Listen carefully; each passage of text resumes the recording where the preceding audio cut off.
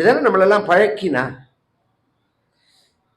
இப்ப என்ன ஆச்சுன்னா அந்த கதை கேட்கிறவாளுடைய அந்த ஒரே காலாதான அவளுக்கு வயசாகி ஒரு காலத்துல நான் கோபாலபுரத்துல கதை சொன்னா தாம்பரத்துல இருந்து வந்தவா இப்ப வர முடியாது வயசானதுனாலையும் டிரான்ஸ்போர்ட் இதனாலையும். அப்ப இந்த யூடியூப் அப்படிங்கிறது தேவையா இருக்கு. இப்ப இந்த கதை கேட்கிறவாளை விட இதுல பாக்குறவா தான் கூட. முத நாள் கதையை 7000 பேர் கேட்டிருக்கான். தினப்படி 2000 பேர் குறைஞ்சபட்சம் கதை கேட்பான். ஒரு நாள் கதையை 2000 3000 பேர் கேட்கிறா. இதுதான் எங்களுக்குள்ள ஸ்டாண்டர்டுங்கிறது. ஏன்னா உபன்யாசத்துக்கு இது பிரிச்சு விஷயம். நான் பூண்டு குழம்பு வைக்க போறேன்னு வீடியோ போட்டேன்னா 10 லட்சம் பேர் பார்ப்பான். அது வேற விஷயம். அது உடனே அது வசதி இது மட்டம்னா ஆயிடுமா என்ன? அப்படி கிடையாது. வம்ப ஜனங்களுக்கு யதார்த்தமா ருச்சியா இருக்கு. இது மாதிரி மனசு அடங்குற விஷயத்துல இவ்வளவு பேர் கேட்கறதே பெரிய விஷயம்.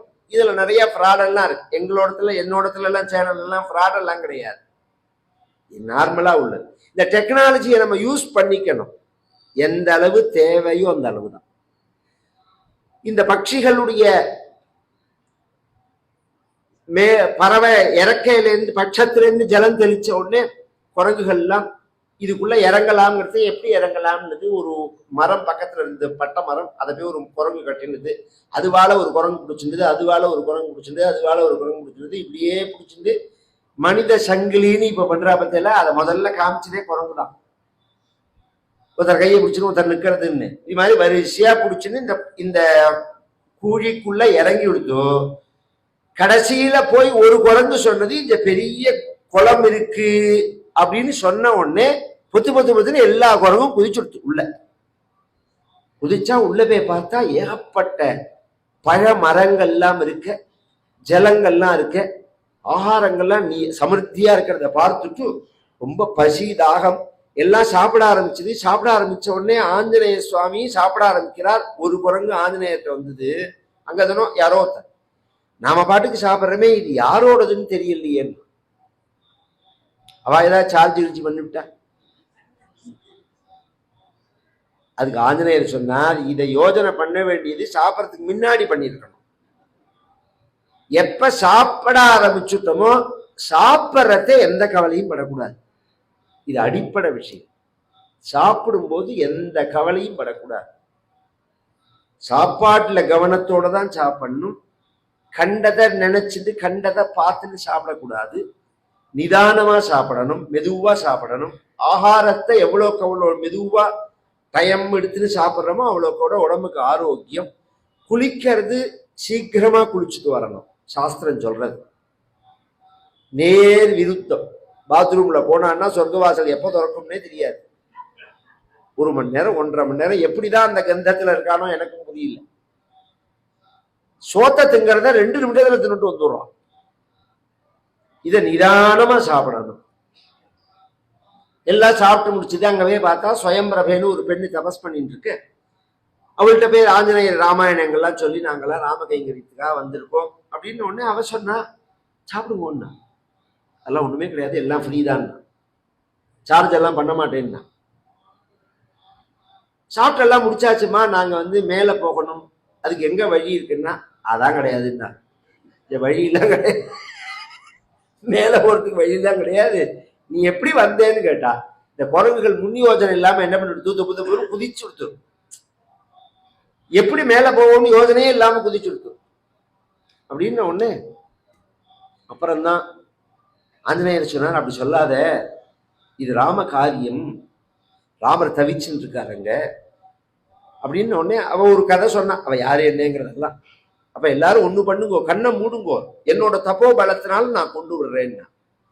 குரங்குகள் என்ன பண்ணுது, கண்ணை மூடுங்கன்னா அப்படி மூடுறதுக்கு விழா இப்படின்னு ஹார்மோனியம் வாசிக்கிற மாதிரி கண்ணை திறந்து இது எப்படி மேல கொண்டு விட போறதுங்கிறத நாம பார்க்கணும்னு ஒண்ணு கூட ஒழுங்கா மூடல.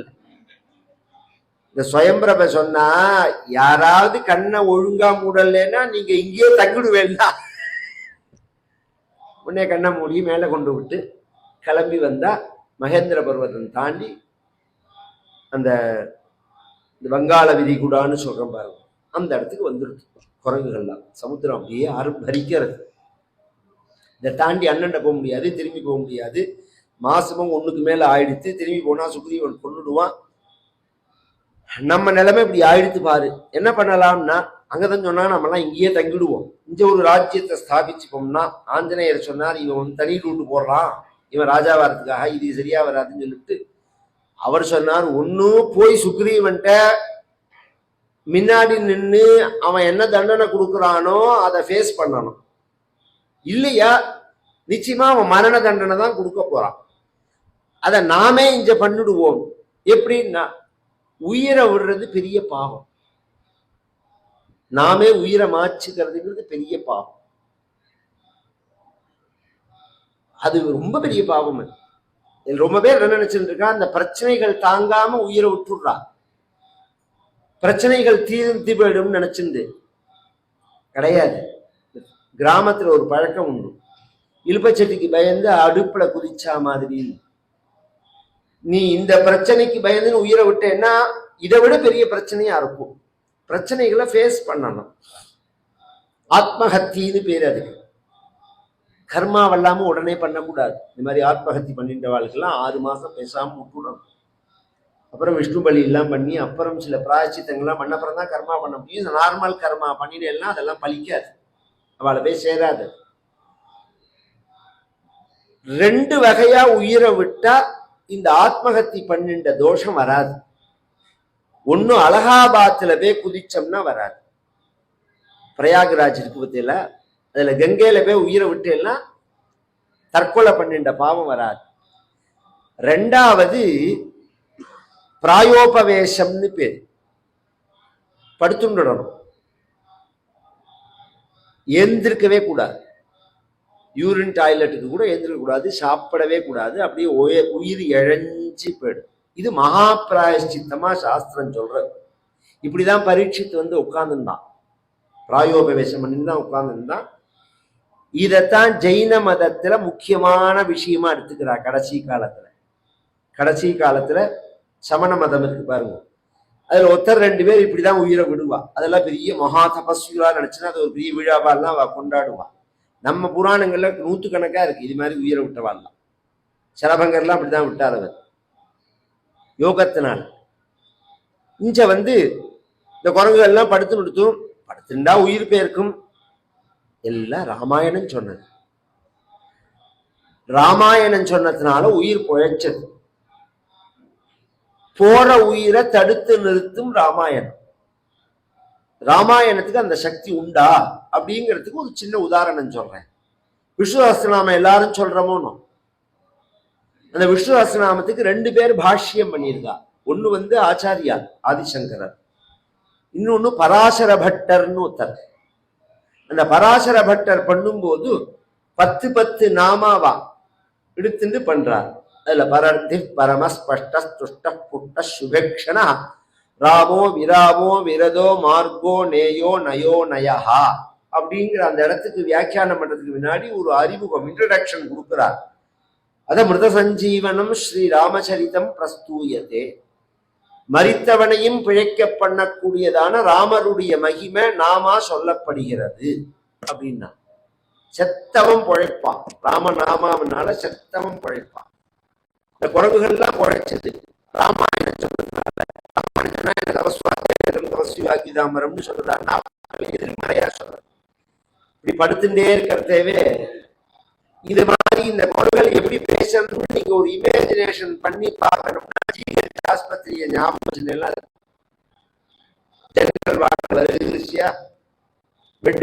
எல்லாரும் படுத்துட்டு இருப்பா.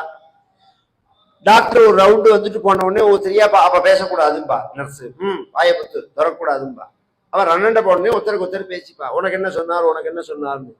என்னை வந்து ஒண்ணுமே சாப்பிடக்கூடாதுன்னு சொல்லிட்டா டாக்டர் அப்படின்பா.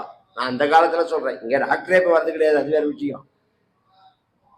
இவன் சொல்லுவான் எனக்கு வந்து எல்லாத்தையும் சாப்பிடலாம்னு சொல்லிட்டாருமா. எல்லாத்தையும் சாப்பிடலான்னு டாக்டர் சொன்னாருன்னா இனிமே கிளம்ப வேண்டிய கேஸ்ன்னு அர்த்தம்.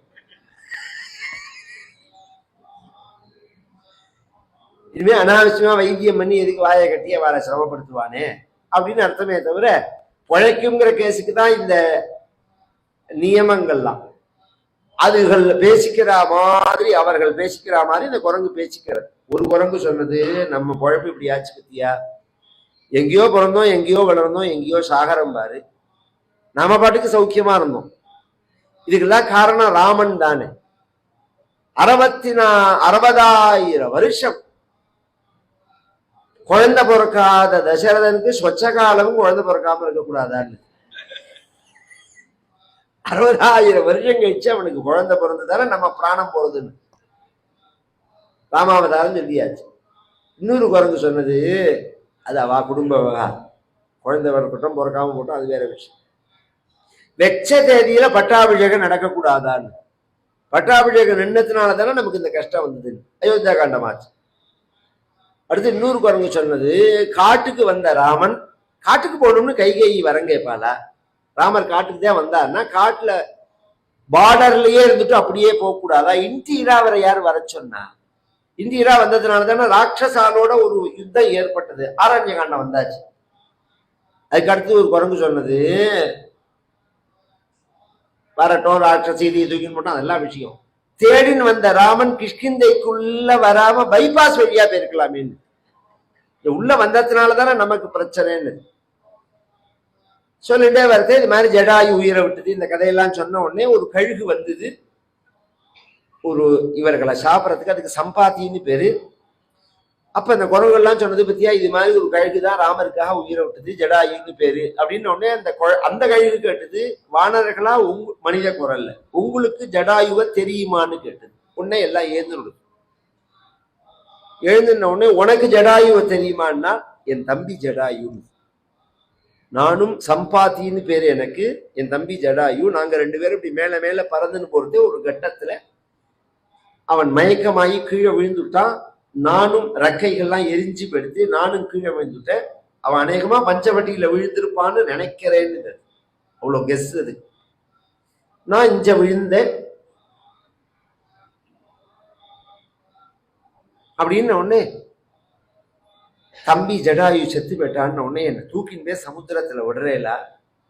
எங்க பக்கத்துல சமுத்திரம். எதுக்குன்னா, நான் என் தம்பிக்கு தர்ப்பணம் பண்ணணும்னு. இதெல்லாம் அப்படியே இருக்கு ராமாயணத்துல. நமக்கு என்ன தெரியும்? உலகத்தோட ஒரு பக்கம் தான் நமக்கு தெரியும். மனிதனாயிருந்து நாம கெஸ் பண்ணினாலும் எல்லாமே கெஸ் தான். வண்டலூர் மிருக காட்சி சாலைக்கு போகிறோம், கூண்டுல அடைக்கப்பட்ட சிங்கத்தை பார்க்கிறோம். ஐயோ சிங்கம்னு நாம சொல்றோம். நம்ம பக்கத்துல சிங்கம் நம்மளை பார்த்து என்ன நினைக்கிறதுன்னு யாருக்கு தெரியும்? ஐயோ மனிதன் அது பயப்படலாமே. அப்ப இன்னொரு சைடு நமக்கு தெரியவே தெரியாது. எல்லாம் யூகத்தினுடைய அடிப்படையில நாம பேசும். தர்ப்பணங்கள்லாம் பண்ணி ரெக்கையும் முளைச்சு ராமாயணமும் கேட்ட உடனே அந்த சம்பாதி புத்துணர்ச்சியோட மேல கிளம்பி ஆகாசத்துல ஒரு தடவை ரவுண்ட் அடிச்சு கழுகுகளுக்கு தூர பார்வை. எல்லாம் புராண சகஜமா